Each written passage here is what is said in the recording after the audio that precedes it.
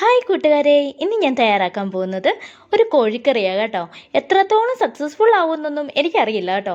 എന്നാലും ഒരു പരീക്ഷണം അത്രയേ ഉള്ളൂ കേട്ടോ. വിജയിച്ചാൽ വിജയിച്ചു, KKPP കേട്ടോ. കിട്ടിയാൽ കിട്ടി, പോയാൽ പോയി.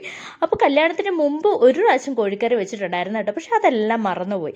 ഇത് രണ്ടാം തവണ വീട്ടിലെല്ലാം വിളിച്ച് ചോദിച്ച് പഠിച്ചെടുത്ത് വെക്കുക കേട്ടോ.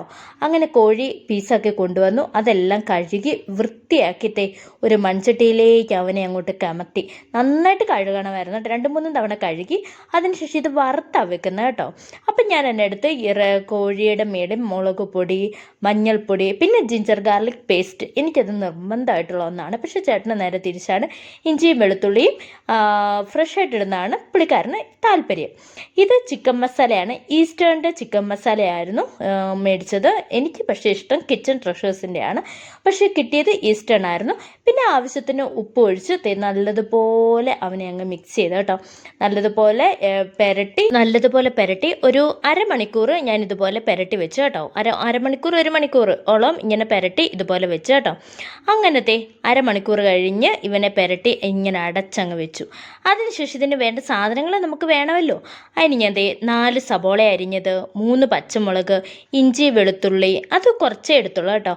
പിന്നെ തക്കാളി ലേശം കുഞ്ഞായിട്ട് അരിഞ്ഞത്. എൻ്റെ ഇച്ചിരി വലിപ്പം കൂടിപ്പോയി തക്കാളി അരിഞ്ഞത് കേട്ടോ. ഇഞ്ചിയും വെളുത്തുള്ളിയും നമ്മൾ കുറച്ചെടുത്തതിൻ്റെ മെയിൻ കാരണം എന്താണെന്ന് വെച്ച് കഴിഞ്ഞാൽ നമ്മൾ ജിഞ്ചർ ഗാർലിക് പേസ്റ്റ് ഇടുന്നുണ്ട്.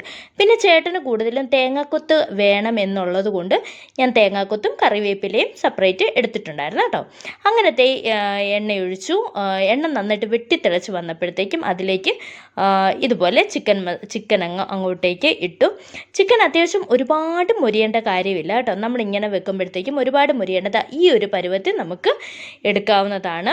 നമ്മൾ വറുത്ത് വെക്കുമ്പോൾ ഒരുപാട് മുരിഞ്ഞ് കഴിയുമ്പോൾ അതിന് ടേസ്റ്റ് ഉണ്ടാവത്തില്ല. ലേശം ഒന്ന് മുരിഞ്ഞാൽ മതി. അല്ലാതെ ഒരുപാട് കണ്ടമാനം മുരിയേണ്ട കാര്യമില്ല കേട്ടോ. അതിനുശേഷം അതെല്ലാം ഇറച്ചിയെല്ലാം സെപ്പറേറ്റ് ഇട്ട് കഴിഞ്ഞ് അതിലേക്ക് എണ്ണയൊഴിച്ചു, കടുക് പൊട്ടിച്ചു, കറിവേപ്പില ഇട്ടു. ഈ അരിഞ്ഞു വെച്ച് ഇത്രയും സാധനങ്ങൾ എണ്ണയിലേക്ക് ഇട്ട് നല്ലതുപോലെ വഴറ്റണം കേട്ടോ. നല്ലതുപോലെ വഴറ്റി നല്ലതുപോലെ സബോളയും പച്ചമുളകും എല്ലാം അത്യാവശ്യം ചെറിയ രീതിയിലൊന്ന് വാടിക്കഴിയുമ്പോൾ അതിലേക്ക് ജിഞ്ചർ ഗാർലിക് പേസ്റ്റ് നമ്മൾ ഇട്ടു. ജിഞ്ചർ ഗാർലിക് പേസ്റ്റ് ഇട്ടിട്ട് അതും നല്ലതുപോലെ ഒന്ന് ഇളക്കുക. നല്ലതുപോലെ ഇളക്കിയിട്ട് എണ്ണയങ്ങ് വെട്ടിത്തിളയ്ക്കുക. എണ്ണ കൂടിപ്പോയതിൻ്റെ മെയിൻ കാരണം എന്താ വെച്ചാൽ നമ്മൾ വറുക്കാനായിട്ട് എണ്ണ എടുക്കുന്നതുകൊണ്ട് ആ എണ്ണയിലായിട്ടാണ് ഇത് ചേർത്തതും കേട്ടോ. അതിനുശേഷം നന്നായിട്ട് വരണ്ട് വരുമ്പോഴത്തേക്കും മുളക് പൊടി, മഞ്ഞൾപ്പൊടി, ഗരം മസാല, ലേശം മല്ലിപ്പൊടി, പിന്നെ ഈസ്റ്റേണിൻ്റെ ചിക്കൻ മസാലപ്പൊടിയും കൂടെ നമ്മൾ അതിലേക്ക് ഇടുക. ഇട്ടതിന് ശേഷം നല്ലതുപോലെ ഇളക്കുക. ഒത്തിരി ഇളക്കരുത്. തീ ലോ ഫ്ലെയിമിൽ വെച്ചതിന് ശേഷം നല്ലതുപോലെ ഒന്ന് ഇളക്കുക. ഇളക്കി കഴിഞ്ഞിട്ട് ഈ ഒരു പരുവത്തിൽ വരുമ്പോഴത്തേക്കും നമ്മൾ എന്തെടുക്കണം, നമുക്ക് ചാറ് കൂടുതൽ വേണ്ടവരാണെങ്കിൽ അല്ലെങ്കിൽ ചാറ് വേണ്ട പെരണ്ടിരുന്നാൽ മതിയെങ്കിൽ അതനുസരിച്ച് നമ്മൾ വെള്ളം ഒഴിക്കുക. ഇവിടെ എനിക്ക് ചാറും ചേട്ടന് പെരണ്ടുമാണ് ഇരിക്കുന്നത്. ഞങ്ങൾ രണ്ടും ഇഷ്ടക്കാരായതിനാലും എനിക്ക് ചാറ് വേണം. അതിന് ചാറ് ഞാൻ ഇച്ചിരി എടുക്കാനായിട്ട് കുറച്ച് ലേശം വെള്ളം ഒഴിച്ചു കേട്ടോ. അത് നന്നായിട്ട് ഇതുപോലെ വെട്ടിത്തിളച്ച് വരാൻ നേരത്ത് നമ്മൾ വറുത്ത് വെച്ച ചിക്കൻ പീസുകൾ ഓരോന്നും പാത്രത്തിലേക്ക് ഇടുക. ഇതുപോലെ ഇട്ട് കഴിയുമ്പോഴത്തേക്ക് ഇങ്ങനെ നന്നായിട്ട് തിളയ്ക്കും.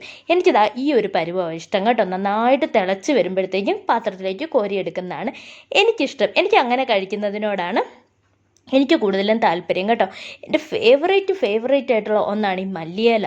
ഭയങ്കര ഇഷ്ടമാണ് കേട്ടോ. മല്ലിയില ഇട്ടുള്ള ഫുഡെല്ലാം എനിക്ക് ഭയങ്കര ഇഷ്ടമാണ്.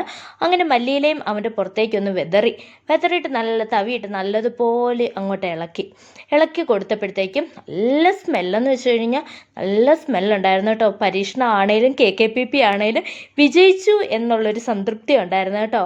അപ്പോഴത്തേ നന്നായിട്ടങ്ങ് അവനെ വെട്ടിത്തിളയ്ക്കുമായിരുന്നു. ഞാൻ ഈ ഒരു പരുവായപ്പോഴത്തേക്കും എടുത്തു കേട്ടോ.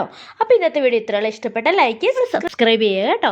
അപ്പോൾ എനിക്ക് ചാറായിട്ട് വേണമായിരുന്നു. അപ്പോൾ ഞാൻ ചാറായിട്ട് എനിക്കും എടുത്തു. ചേട്ടന് നന്നായിട്ട് പെരണ്ട് നല്ല അടിപൊളിയാക്കി നല്ല പെരണ്ട് ഗ്രേവി എല്ലാം ആയിട്ട് സൂപ്പറാക്കി കൊടുത്തു കേട്ടോ. അപ്പോൾ ഇന്നത്തെ വീഡിയോ ഇത്രയുള്ള ടാറ്റാ ബൈ.